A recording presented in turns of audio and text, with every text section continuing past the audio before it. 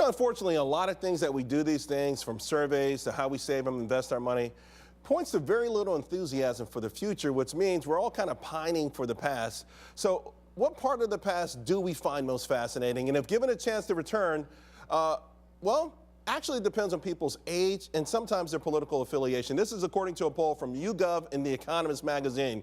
Now, for Republicans and those over 65, hey, the decade they long to return to, the 1950s, when father knew best. That was a period of prosperity. We were a victorious nation. We just came out of a world war. Our economy dominated the rest of the world. White picket fences and a large, very happy family. Now, on the other hand, Democrats, well, they aren't too hot really on any particular decade. They actually ranked the 20s, 50s, 60s, 70s, and 90s all the same, and it wasn't too enthusiastic. But young people, 18 to 29, they want to go back to the 1980s. Transformer, Madonna, sometimes the same. Are they the same? Anyway, they ruled, right? They also want to go back to the roaring 20s, which I found kind of interesting, maybe sparked by the recent remake of The Great Gatsby. You know, it's always interesting how we romanticize the past, but I actually do look forward to the future. All right, guys, let's talk about this. Getting some great tweets in here, including a real technicality that decades begin with 01.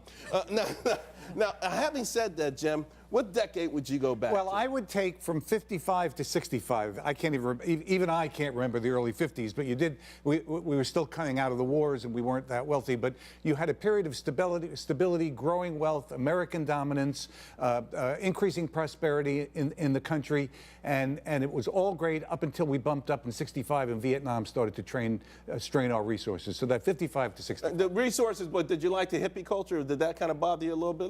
No, well, I gradually eased into it. I was resistant to it. I heard the green room. He told me the green room earlier today. He had a nice afro growing up, so I think he's okay with it. Took me a long time. I'll tell you what, I'm doing 60s, 70s.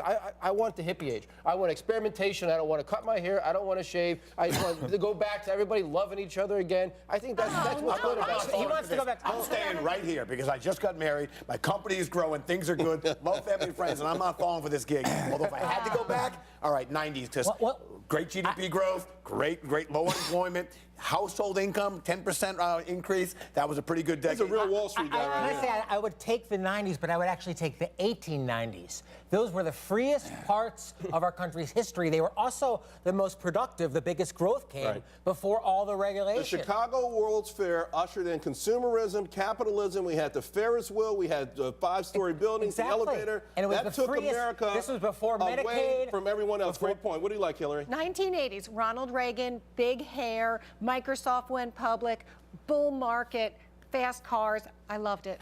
Well, we've got a lot. We got the 30s, we got the 1980s here, 1950s. Someone loved the fashion then. 1980s, of course. 1970s, 1980s. This is more to stay. There That's you go. The point. All right, 70s. Hey, hanging out with his father. This is a beautiful one. One guy said he's hanging out with his dad from the 70s and 80s. Let's